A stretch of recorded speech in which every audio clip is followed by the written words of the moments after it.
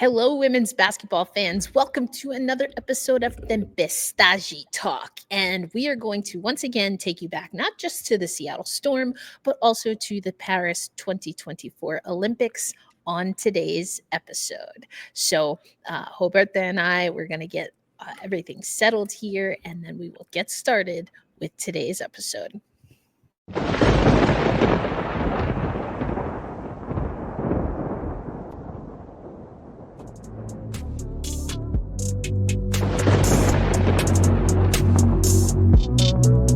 You have three people who are selfless like that, three people who are dangerously disciplined like that, and you have a coach that also embodies all of those characteristics. You can expect good basketball. I love interacting with the fans. I'm excited for them to cheer for us because it's hell when you come here.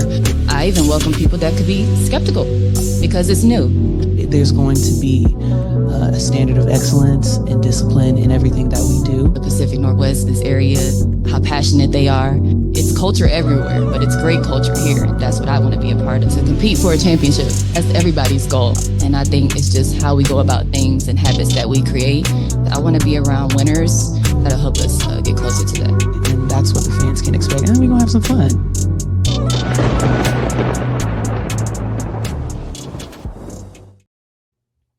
All right, again, welcome to another episode of Tempestagi Talk. This is where we keep a local eye on the Seattle Storm, part of the Black Rosie Media podcast network. Erica L. Ayala, along with Roberto Rodriguez, and we're excited for this episode. We're going to be talking about Ezi Magbegor. She, of course, has been with the Seattle Storm for several seasons now, was also at the Olympics with Team Australia. So lots to talk about here. But Roberta, first, let's just do a vibe check. How you feeling? I am good this week. I found out that I'm gonna go back to Brazil to visit my family after 2 years, I guess. So I am very excited. That means that I'm officially missing out on Unrivaled because I had to choose between one or the other. But I'm so excited that I'm gonna go see family and I'm gonna catch the first day of the Women's National Basketball League start. So I actually moved the day of my return so I could catch the first game of the season. So I am excited. That is How about exciting. you, Erica? Yeah, that is exciting. I'm happy for you. Other than technology absolutely failing me just moments ago, I'm feeling pretty good. I'm excited because I will be heading down to Miami for Unrivaled. I have at least 2 trips. I'm hoping to make a few more, but that all just depends on a few things. So I'm excited about that and excited to be here with you again. Just a reminder, of course, we're going to be doing Ezi Magbegor's season in review. So that's where we'll start talking about her 2024 season. Then we'll talk about the Olympics because she was an Olympian, won a bronze medal, and had a massive game to actually get the Opals a bronze medal. So we're going to talk about that. And then there was something that Ezi said in her exit interviews. We have a few clips that we'll play, but there was something that she was asked actually regarding the 2020 Seattle Storm team. She came into that team. That was the bubble team, single site team in Florida, actually. And she was asked to compare that roster to the 2024 roster. And I think she said a lot of interesting things, some of which you have already heard here on Tempestagi Talk. But let's get into it. Let's go first by the numbers. Roberta, let's get a rundown. What did Ezi accomplish in 2024, and how does that compare to some of her other seasons? I think that what this season proved is that Ezi is going the NECA route of consistency, which makes sense. They are very similar in style, both on and off the court, and I personally think that Ezi having the chance to work with NECA this year is going to have such a big impact in her career in the long term. So looking at the raw numbers, right?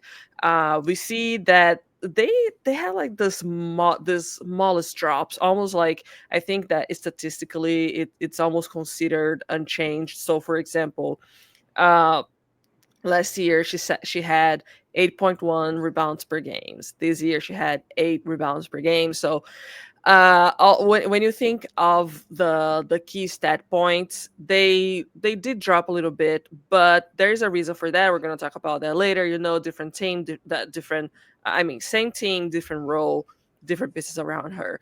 But I think that what really catches my eye is the consistency and how she has been able to remain not only relevant but a key piece for the team, even with Skylar Diggins Smith and Neko Gumake arriving with all of their basketball that they have to offer. So as he did prove why the Storm has a core four and not a big three. I always loved that it was always core four, and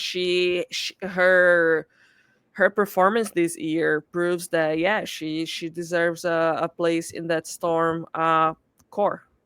Yeah, I think if we look at her numbers for this season, she was just a touch under the minutes per game that she had last year. She had 30.7 minutes per game, averaging 11.7 points. You mentioned, the rebounds, 8 rebounds, but she also had 2.2 blocks. And as we're going to hear Yeah. in just a minute here, one of the things that Ezi was tasked with doing was being able to, be the number one go to on defense.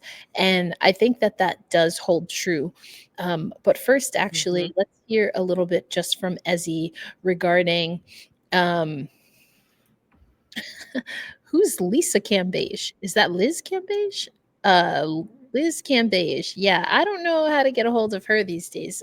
Even though she just made her debut overseas. Anyway, um, but let's hear a little bit from Ezi. This is going to be about 4 minutes. I'm just actually going to play the full clip through, and then we'll break it down. Some of it we'll talk about right away, and then some of it we'll talk about a little bit later on the episode. But this is Ezi Magbegor, excuse me, from Exit Interviews. Yeah, I mean, obviously this year we came in with a pretty. Oops, hold on one second.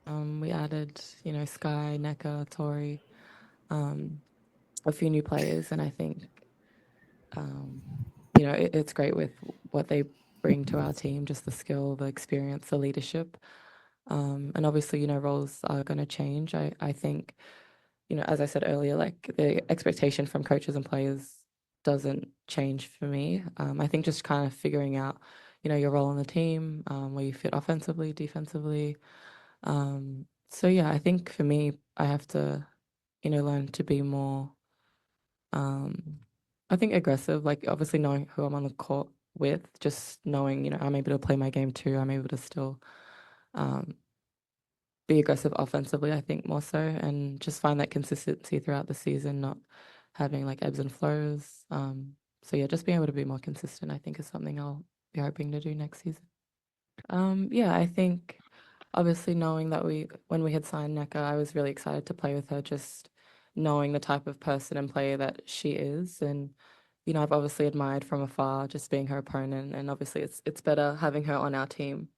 Um, but I think my relationship with her has grown, over the season, and just um, being able to see how she plays the game and how she goes about the game is really something that I have, admired about her, and seeing the way she leads the team, and just sees the game. I guess from a post perspective too, like it's always, you're used to guards kind of seeing the game and reading the game and having a lot to say, but seeing her be able to do that in the position that she is has been really, I think great for me, because knowing that I'm, capable of doing that as well.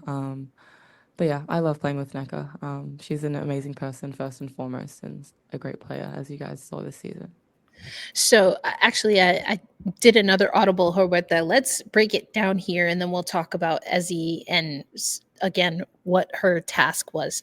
But first thing you mentioned, NECA, and I think you heard from that clip that she understands, as I think, with any player, the importance of having a leader like that. But I think it's also Mhm. important for a younger player like Ezi because they play similar roles on their respective teams. This time, the both of them with the Seattle Storm. Yeah, so when you have NECA come into the team, she plays very similarly to Ezzy, considering all of the changes that went through. It would impact Ezzy. So when you make that move, you will. I think it's almost implied, if they hadn't said anything to Ezzy, that her role was going to change. But Ezzy is someone who is very she is very cerebral, and she learns by watching. She doesn't really have to say things to for us to in order to do things. So that's what having NECA by her side did to her. I also believe that it gave her some more confidence to go for blocks. And one very interesting number that I noticed was that she improved on her offensive rebound rate. She had her career best offensive rebound per game, which was 2.2, and that is a sign of aggressiveness, right? Yeah. The explosion, and this is something that players had been asking of Ezzy for a long time, even in a jokingly way, because Hmm. everyone's like, Ezzy, you're so calm, you're so peaceful. We want to see, we want to see you be aggressive out there. So she was fighting under the basket on the offensive on the offensive end too. She was being very aggressive on the blocks, which we all love to see, a good Ezzy block party. Um, so all of that was I feel that with NECA coming in to take that offensive role on the offensive end, it gave Ezzy more freedom to be aggressive on the defensive end. Yeah, I think what you broke down is really interesting. And Ezzy in that clip, and we'll talk about it a little bit as we keep going here. But she's mentioned that she's been asked and tasked to be more aggressive. We'll also hear her say, what her defensive assignment was this season. But I think what's great about a player like NECA is that for a player like Ezzy, who has all of the skill set, but maybe just needs, yes, Mhm. the confidence, but also almost like the permission to be like, hey, like, Yeah. I'm a dog, I'm gonna go get this game. And I think we Mhm. did see Ezzy do that for the Seattle Storm, to the point where a lot of people thought she was a snub from the All-Star Yeah. game. And maybe that worked out for her because she ends up, of course, we knew she was going to Paris to play for Australia, but then towards the back end of the season she spent some time off of the court dealing with a concussion. So maybe a little rest was good for her. But I wonder what, and she alluded to this right around All-Star break, that maybe it was something that could fuel the fire. But we saw it again at the Olympics, just Yeah. her trying to figure out what was the right blend of being aggressive versus just kind of being a an option, I should say, not the option. Um, Mhm. but we Mhm. saw it for Seattle, and very pronounced at the Olympics, that Ezzy Yeah. has the potential and, again, the skill set right now to be a go-to player. That goes back to what you were saying about core four and not just big three. And we're going to talk about this a little bit later, but I'm just going to give my opinion now. I do think there is a world in which Ezzy becomes a central part for the success of this Seattle Storm team moving forward. And especially knowing that it's sounding like Jewel Lloyd is out, then that leaves, in theory, more room. But I think what's also interesting is that we also heard Ezzy say, hey, when you have these pieces coming in and out, that means that roles are going to change. And I think for Ezzy, it continues to be just, hey, let me get comfortable stepping into a role rather than stepping back. Yeah, and just like so when we look back into the last season, Jewel was the centerpiece, right? And Ezzy was the second go-to player of the team. So all of those changes, they also impacted Ezzy. We saw uh of course we talk more about Jewel because it's Jewel, right? She broke the record for points in the WNBA. She is a multiple time All Star. Jewel is Jewel, and she has been basically the Storm identity for years with Sue and Stewie. But the truth is that Ezzy has also been there. She has been there since 2020. And again, consistency. She has been very consistent for the team. She has been an anchor. And not only defensively, she has been someone that all the teammates always look for on the court and look up to off the court. So all of those changes, they definitely impacted Ezzy's role too. And I think that the main point of that change was how she expanded on the court. And I mean, in terms of shooting, in terms of creating plays and shots. Um, so yeah, I feel like Ez's role is still not defined at the Mm, Storm. There isn't, at least on the offensive end, there isn't like, okay, this is what Ezzy is for this team. right. It's still evolving because the team has been changing so much. She started in 2020 in the Wubbo, and then 2022, uh, Sue retired.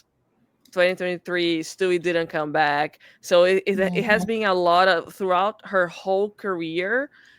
She went through a lot of change with the Storm. So the way it's almost as if the Storm has been, she has been experiencing all those changes, with the team. She She has been part of has. all of it.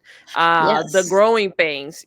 So because in 2020 was the Storm fourth title, the last one, as of now. So for 2020, there had already been a developing period of integrating Stewie and Jewel Chusu towards the 2018 title, and then that Yep. continued in 2020. But then after that, and that's when we get like the Storm is trying to find their identity. So we know that Ezzy is part of that identity, but what part of that identity does she represent? And I think that's how things have been progressing for her. Yeah, I think that's very astute. And again, it goes to something that she said during exit interviews. We'll hear her talk about that comp between the 2020 team, like you said, the last time the Seattle Storm won a title, but also this 2024 team, the most recent team. And then again, her talking, she was asked to kind of say what the favorite part of her game was. And of course, in Ezzy fashion, it was she was trying to be modest, but she did give an answer. And it goes back to, again, what this team tasked her with. So we're going to get into all of that. But first, I want to let you know that Black Rosie Media has not one but two newsletters. That's right. We have the Women's Basketball Roundup, which comes out on Tuesdays now. So tomorrow, it's a weekly digest of all things women's basketball from NCAA, the WNBA offseason, of course, all of our podcasts, and even Unrivaled and Athletes Unlimited, which will start next month. We also have the Gold Medal Dispatch, which is a bi weekly newsletter where we cover topics that are related to the Olympics, such as there's the upcoming curling qualifiers. Curling is a growing sport, but also the impact that the recent wildfires in California may have on LA 2028. And the cool thing about our newsletters is that they are all run by Beehive, a platform created by the Early Morning Brew team, which is a very successful newsletter. And at Beehive, it's a great platform for us Everything that we need is right there, including that our subscription comes with a free mobile app. So Horeta and everyone else listening, you can actually, once you subscribe to either the Women's Basketball Roundup, Gold Medal Dispatch, or especially if you're like me, I mean, I might be biased, and you subscribe to both, you can actually have the logos right there and the app right on your phone. So you don't even have to open your email if you don't want. You can read the newsletter right from your phone. So thank you, Beehive. Definitely check That's really that cool. out. It's super cool. And so make sure you're subscribed to our newsletters, of course. And we also have a few other newsletters that we'll recommend from time to time. And if you're a creator who's a little bit worried, whether it's the TikTok ban or all of the things happening with that platform formerly known as Twitter, and you want to start creating and controlling the narrative and things that go out to your audience, then you should probably start a newsletter. And we highly recommend that you start one with Beehive. So if you check out, I'll drop in the link for those who are listening live, but if you are watching the replay or listening to the replay, more on that later, you can check the show notes and use the link for our Beehive affiliate link. No additional cost to you, but it definitely helps us grow here at Black Rosie Media. Okay, so we know that Ezi, one of the many Olympians from the WNBA that was able to compete. Now, Australia did not start off well. No, Sammy they and did no, not. Sammy and Ezzy representing the Seattle Storm, and they took on Nigeria and they lost, Yeah. which was shocking. 75-62. Nigeria was really a team that a lot of people had as an underdog. And of course they were. But I don't think Yeah. people were really prepared for how well Nigeria was going to be. They're just scrappy, very defensive minded. And when you have Hmm. a team like Australia, they had a lot of turnovers in that first game. They didn't shoot particularly well, and they kind of put themselves in a bad way. So that was the start of the tournament. Needless to say, they finally got things together. Australia did get to the medal rounds. Ezi Magbegor, just as comparison from the first to the last game, she played 31 minutes in that loss to Nigeria. She had 9 points. But by the time we get to the bronze medal game, Ezi goes absolutely bonkers and this is like, you really can't slice it many other ways. She is a massive part of why that Mhm. team is able to win an 85-81 game over Belgium. So Emma Misseman and Belgium. Mhm. But Ezi Magbegor plays in that game, just as comparison.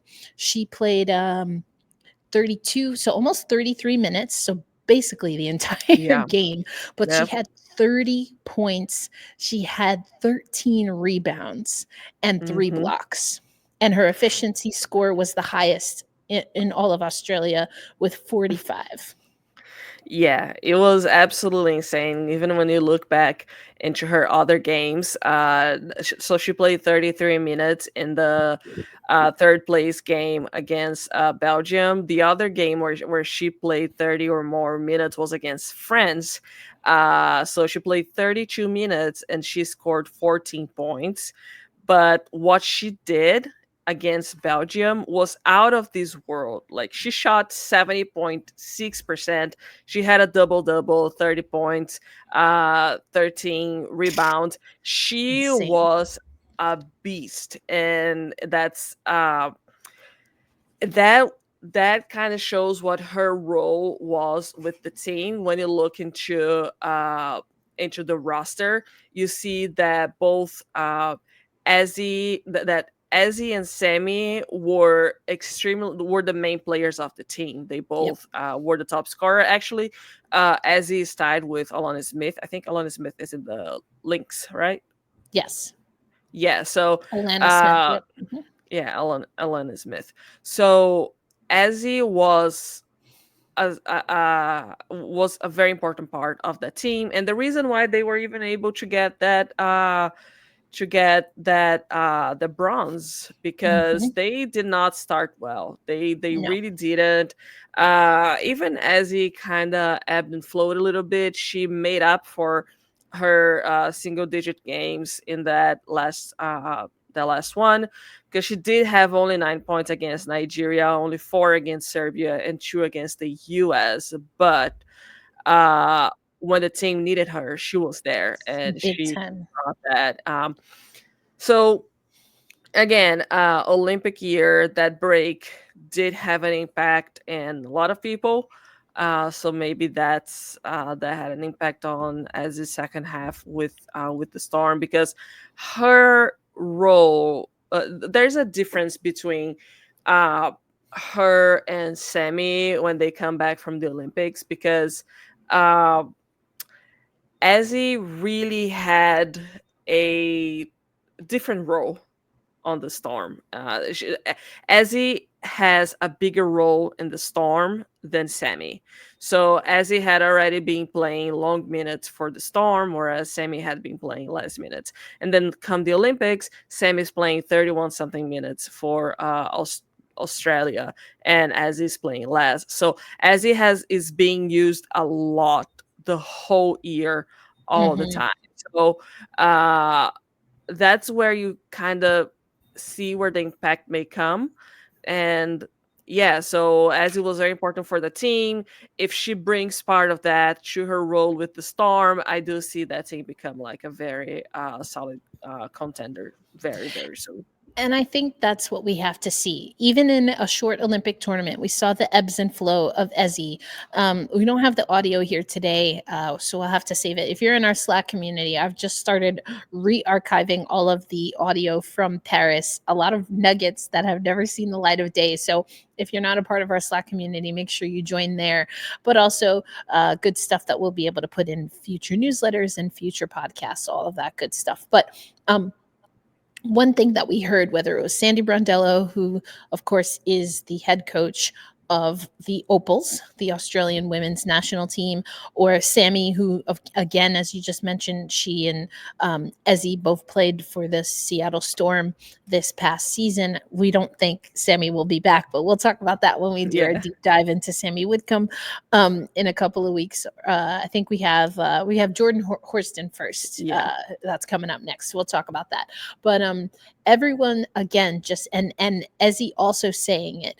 I need to be more aggressive. I need to kind of be able to be more assertive. I think not just because of the position she plays as a post player, but again, she can put up a 30 spot in the Olympics Hmm. when going toe to toe with a WNBA champion like Emma Missiman. Hmm. So I just want to see more. Like, I'm selfish. I want to see more from Ezzy. And I think she's really starting to lean into that fact that she has to step it up. And so again, we have another few clips from Ezzy. And also thank you for Daryl for the super chats. So we are monetized here on YouTube. So you can send us super chats. We also, if there's anyone else in the chat, Daryl, you're kind of occupying the chat. So if there's anyone else, make sure you get ready for our fourth quarter. The fourth quarter and moving forward will be a YouTube only thing. This will not be a part of the audio that we repost. But this is your time to ask questions about the Seattle Storm for Tempestagi Yeah. Talk or about women's basketball. I will not be answering questions about if I'm growing a ponytail or if I will or will not wear a hat in 2025. But actually, I lied. I will answer it. I look good in hats. I own a lot of hats. I've paid for these hats, so I'm going to wear them. That's all I Yeah. have to say about that. Yeah. But thank you, Daryl, for the super chats. And for anyone else watching with us live, start getting your questions ready because we'll go into the fourth quarter. But before that, let's hear a little bit more from Ezi Huerta, and then we'll break it down. What do we think about what she said about 2022, or excuse me, 2020 versus 2024? But more importantly, what is Ezi's role in 2025 and potentially beyond? We'll get into all of that. But first, here's Ezi again from her exit interviews. Obviously, in 2020, the team had been together for a while. I was, the only addition to that roster. And so I think when you have a team that's been together for a while, you obviously have that chemistry. The offense just kind of flows pretty seamlessly at that point. And so I think, we have a new team this season, and I think it is, whether you like it or not, going to take time for that chemistry to build. And we had training camp together. We had the season together, but I think, going forward, it's something that's still going to have to build in terms of chemistry, in terms of just knowing each other. That's going to take time, and it's something that you can't rush. But yeah, I'd say that those are the differences between the two seasons. Thank you. Got time for one last question from Christian. Christian, go ahead. Hey, Ezi, hope you're doing well. Yeah. This is probably one of the best seasons that you've had in the W so far. I mean, first half of the season, especially to the second half, you were one of the main players that, had for getting that depoy. And then also just on the offensive side of the court, with all the things that you brought to the floor that kind of didn't make the stat sheet. I was kind of wondering, could you explain one or two things maybe that you're most proud of yourself this season? Things that you accomplished. I don't really like talking about myself. That's why I asked. I probably would say my number one role in like living in that. So we were given like roles at the start of the season, and my number one role was to be the defensive anchor for this team. And I feel like I was able to do that. Obviously, sometimes offense isn't going to go your way, or sometimes you're not going to be able to get into rhythm that way. But I think that was something I could always fall back on, just, whether it was blocking a shot or, just helping out my teammates on the defensive end. I think that's something I'm really lucky that I can fall back on, because sometimes you need those things to kind of just get back into the game. So yeah, I'd say I can give you one thing, and I'd say I'm proud of that. I mean, how adorable was that? But also, how great is it that the Seattle Storm can have Ezi fall back as the defensive anchor for the team? And I think that was extremely underrated early in the season. And even when we saw, you and I were at that last regular season home game where they played Vegas and then they got Vegas in the first round, it was really the lapses and the lack of ability to break out that really did the Seattle Storm in towards the end of the season. Yeah. And that's when you have someone that can be that defensive anchor and get you defensive stops. You talked about the blocks. That was something that we saw her numbers go up. When you're getting that consistently, from a player like Ezi or Nneka or even Gabby, when you're getting those stops, we saw that is what created runs for the Seattle Storm. The issue was, and among others we now know, but at least from the X's and O's, the issue was that was few and far between, and it wasn't consistent. No, and that's why it was so, and I believe that's why Ezi highlighted how having Nneka with her helped in different areas of her game, because that's kind of what confused me with the second about the second half of the Storm season. You have pieces that separately are supposed to work so well together to the point of being a contender. So and then talking about Ezi specifically, because that's who we're covering today, she was given the space to be that defensive force, and that's what she became. She became that defensive force, and she also brought consistency that we were talking about. She improved, I would say, significantly in turnovers. In general, she had one less turnover per game, which is a really big deal in the WNBA and a professional league. So she was being consistent. She was getting all rebounds. She was doing her job the same way that you had other players individually doing well, but it was the puzzle pieces were just not matching. There were and we know now what happened. As is someone who among everything that went on. She has never been tied to anything, and I honestly, by her demeanor and just by her the way that she presents, just from knowing her personality, I'm pretty sure that she just wants to stay out of it and not be involved with any of anything that happened. She wants to play ball, and but I did see her confidence growing Mhm. a little more this year. It was a mix of, growing and adapting. So she not only had to grow from her last year role, she had to adapt her growing to Mhm. the current state of the storm. And just like Yeah. she said, which is something that we mentioned here, the 2020 team had been together for a while. Right. The Power 3.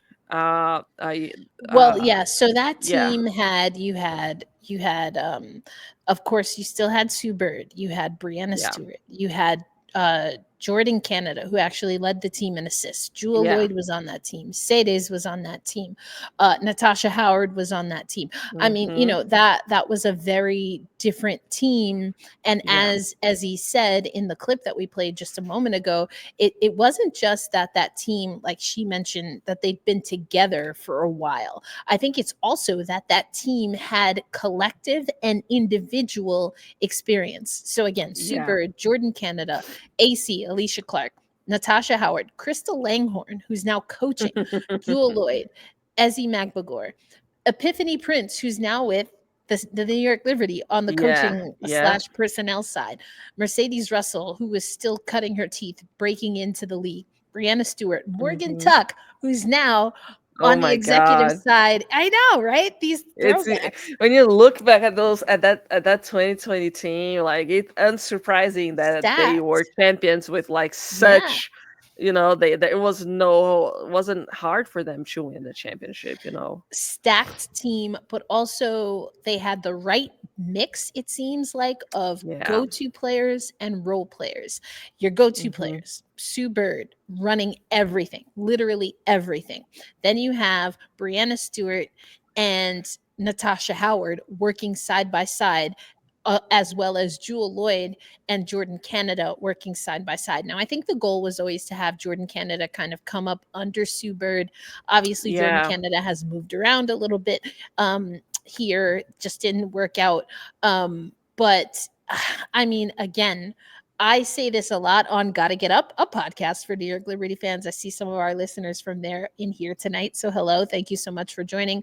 You need not just an actual number one point guard, like a person that plays the one position, but I always think to win a championship, and the great Sue Bird herself has said this, you need Mhm. veterans at that position. I will always say that. Yeah. I don't know that it's not impossible. It's not impossible. I know a lot of Indiana fans are hoping that I'm wrong, right? It's not impossible to win with a young guard.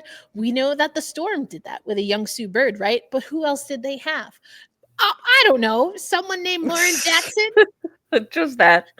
Just like an Australian powerhouse, one of the who best players changed to the ever game. touch a basketball. Yeah. Before there was Oh, Stewie, before there was Elena Deladon, oh my god, before my like headphones fell. before That's we how even excited I saw am now. Sylvia Fowles really get Yep. going in this league, there was Lauren Jackson. Yeah, when you think of bigs who is like stretch bigs who shoot, who can run, Lauren Jackson was the differentiator. She was, at the time a basketball anomaly, and all of the bigs who can stretch, they learned it from Lauren Mhm. Jackson. Yep. It's one of the saddest career ends for I me. mean, yes and Uh no, because yes and no. I mean, the injuries were tough. She played no games in the bronze medal game.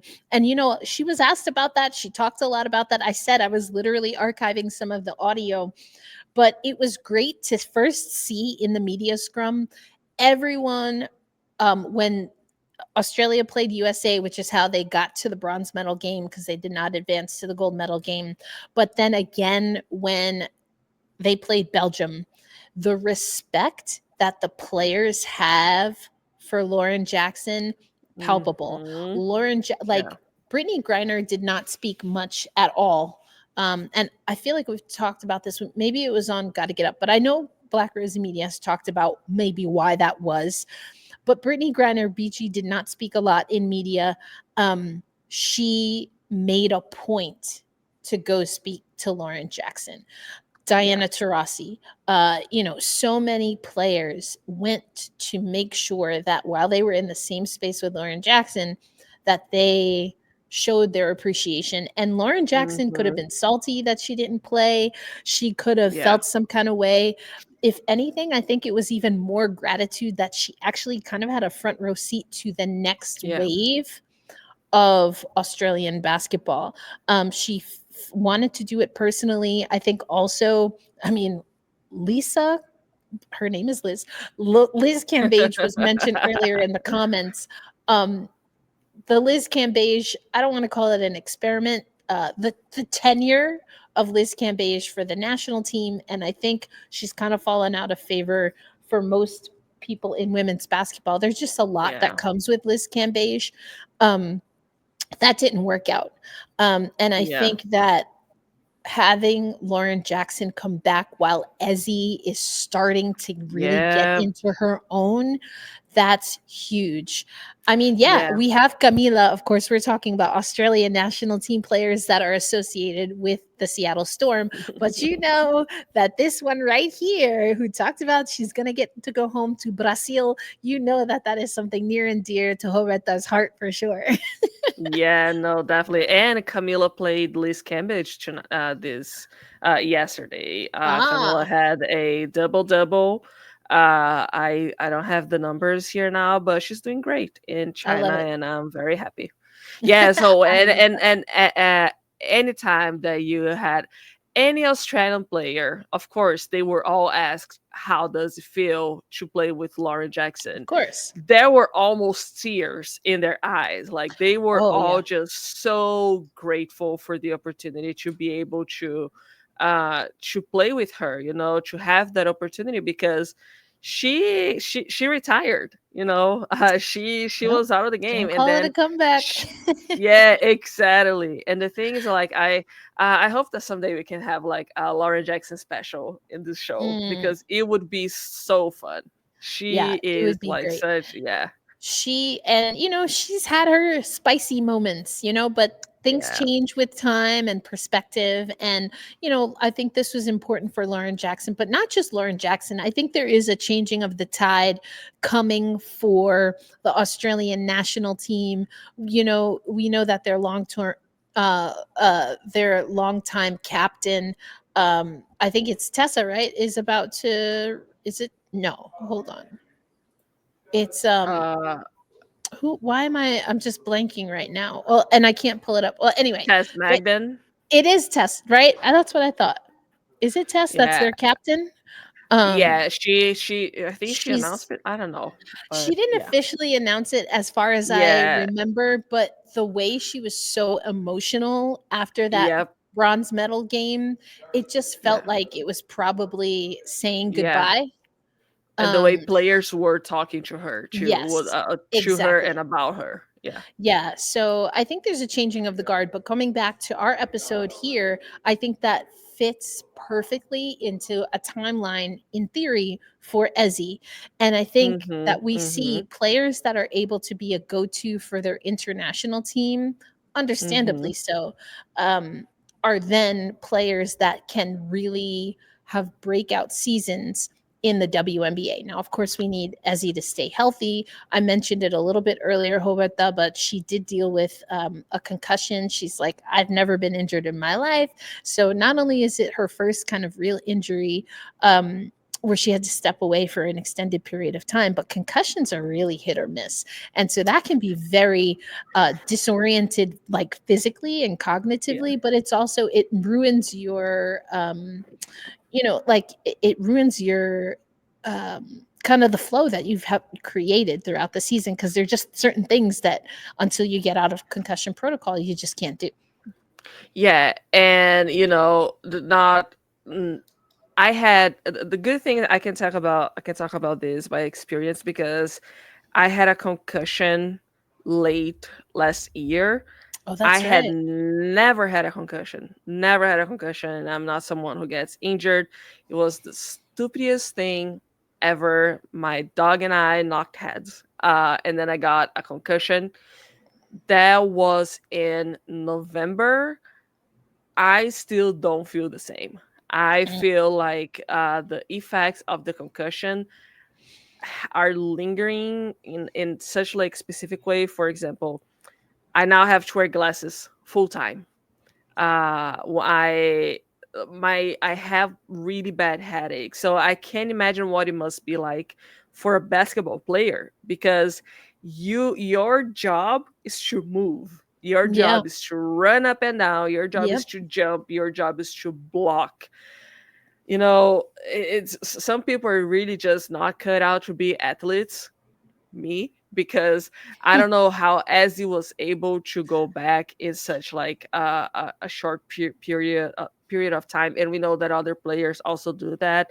Um, but having had that experience of like me having a concussion, kind of made me th- look at things differently when players have concussions because Yeah, and I it's mean, there yeah, are there are a degree there's varying degrees of concussions, kind of like yeah, sprains and things of that nature. But yeah, they are not fun. They are very serious. So glad you're yeah, feeling better. yeah. Glad Ezzy is feeling better.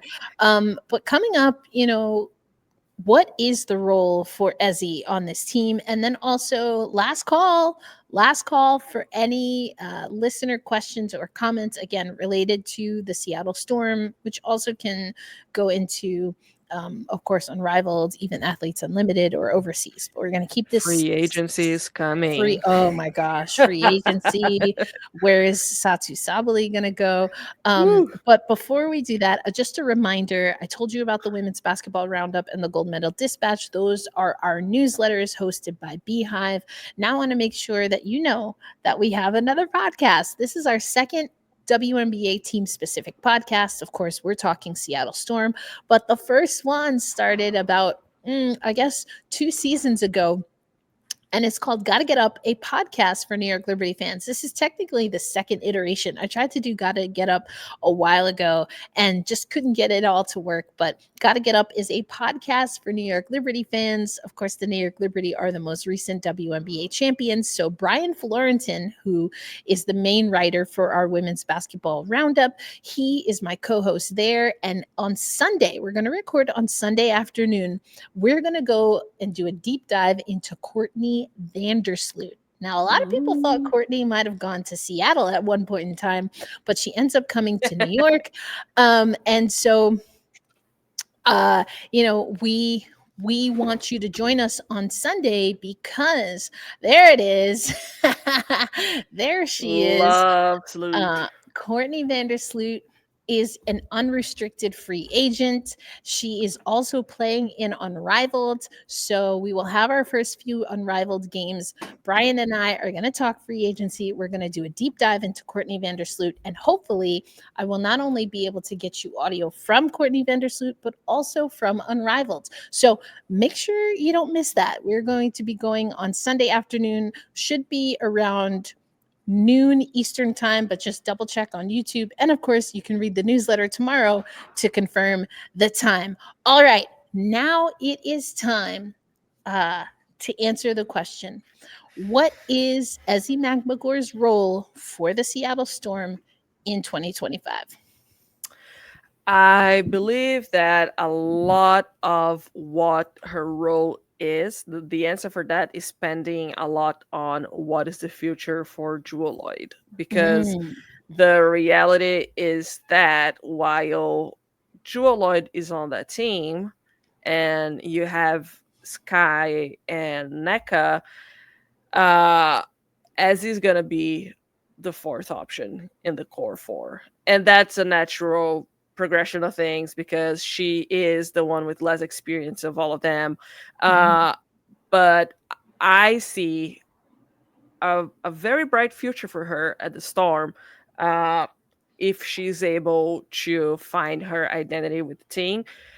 If Jewel leaves, I do see her role increasing. I do see her becoming a key component of that. Mm, I see uh, Sky, NECA, and as it become the big three, becoming the big three. I do believe that this is something that can happen, uh, especially since Ezi has expanded her game and her shooting ability.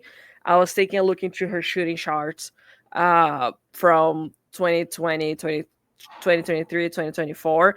2020, you see that her shots made were concentrated in the paint. So she would be in the receiving, she would be depending on passes, she would be depending on rebounds. Now, fast forward to 2023, 2024, she's shooting from almost everywhere on the court, and she's creating her own place. So mm, she's able to receive the ball, look around, and shoot. She doesn't have to wait for someone to place the ball somewhere for her. So I believe that with Skylar at the point, Ezzy can move around and either, receive a ball in the pick and roll and shoot, or just, she can make such good use of the pick and roll with Sky, either driving to the basket or just like spreading to the side, just mm. opening some room. So I see that as a very strong um a very strong partnership, between Ezzy and Sky. I love to see Yeah. that happening. I would also love, and then you have uh Ezi and NECA with, the high low.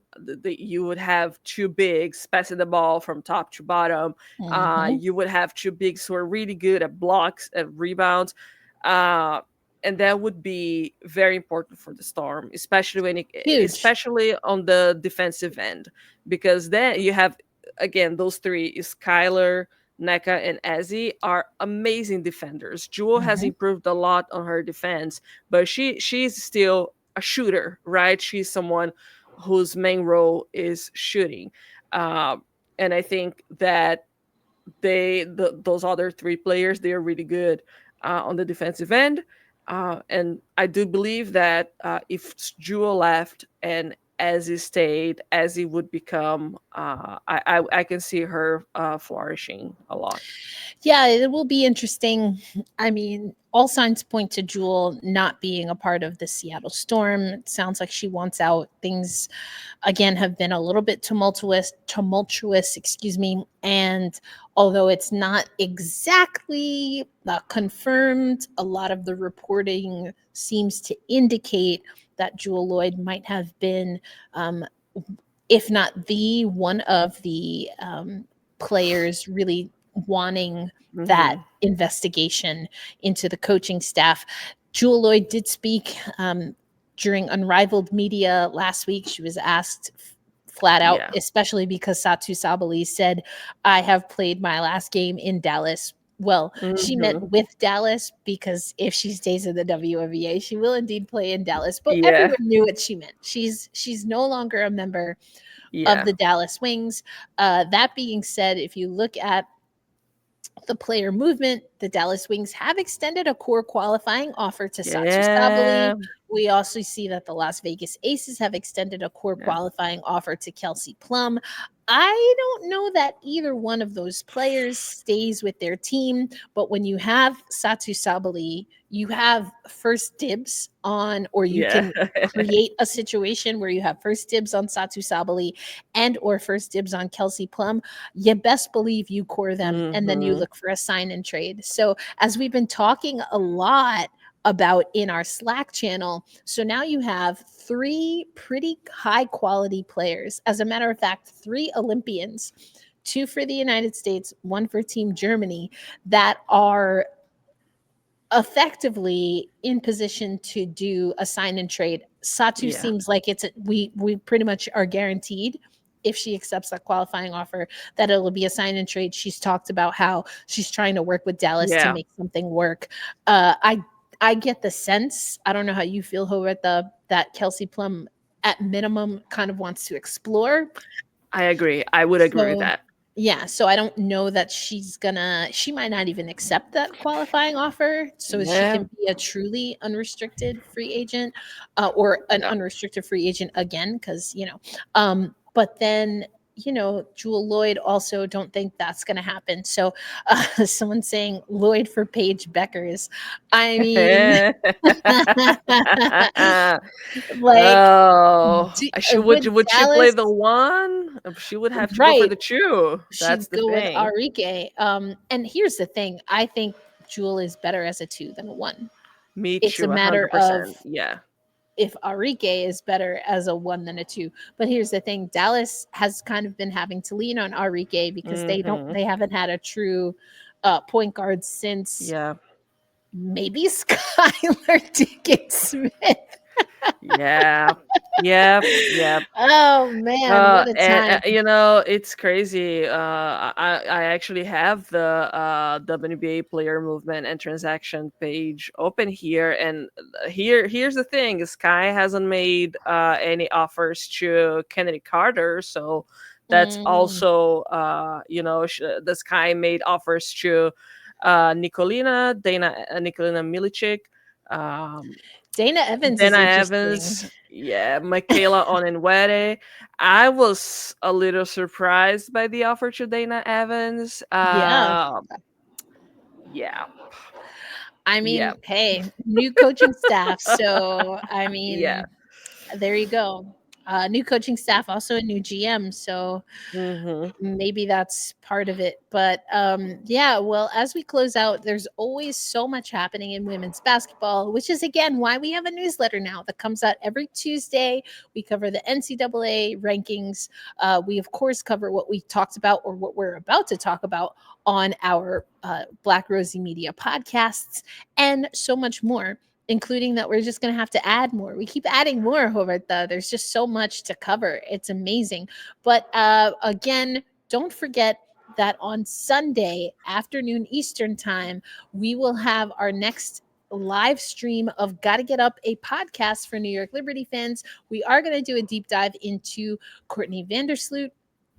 But again, we will have had our first Unrivaled games. I'll be able to go to some events that Unrivaled is hosting. So you're not going to want to miss that episode Sunday. If you miss it live, we are going to start archiving all of our episodes, our live streams for audio, which means you can listen on Apple Podcasts, Spotify, and most everywhere else that you listen to audio podcasts. Now, the thing is that we will not do our fourth quarter for audio. So if we have any super spicy conversations, you're going to want to make sure to tune in on YouTube for those. And as far as the Tempestagi talk, Roberta, let folks know when we're planning our next live stream.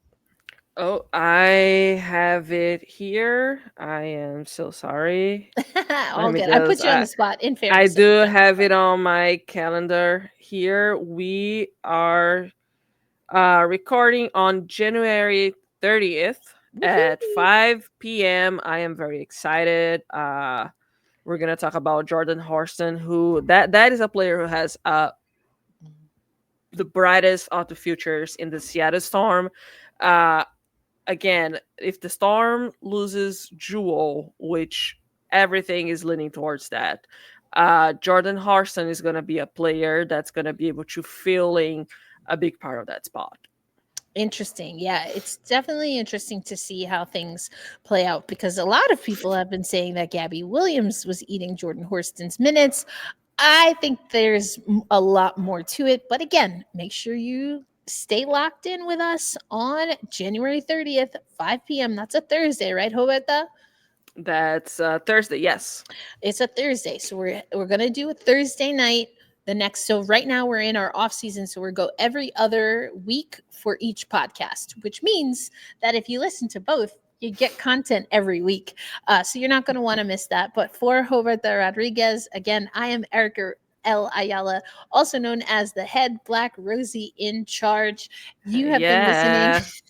Yeah. You have been listening to Tempestagi Talk. Daryl, thank you again for the super chats.